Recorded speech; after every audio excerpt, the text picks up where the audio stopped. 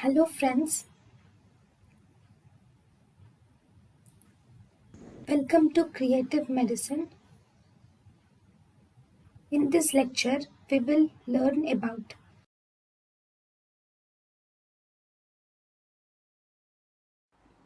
Medicolegal importance of age 15, 375 IPC. In 375 IPC, according to 375 IPC, sexual intercourse with the wife who is more than 15 years of age is not considered as rape. On 11th October 2017, Supreme Court read this offence or abolished this 375 and said that age of 15 years is not considered that child is married.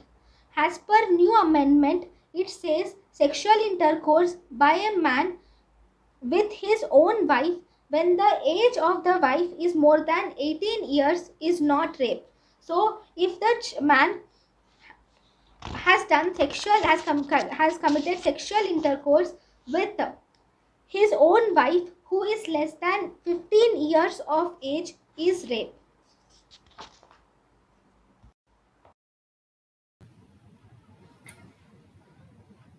thank you and thank you for watching.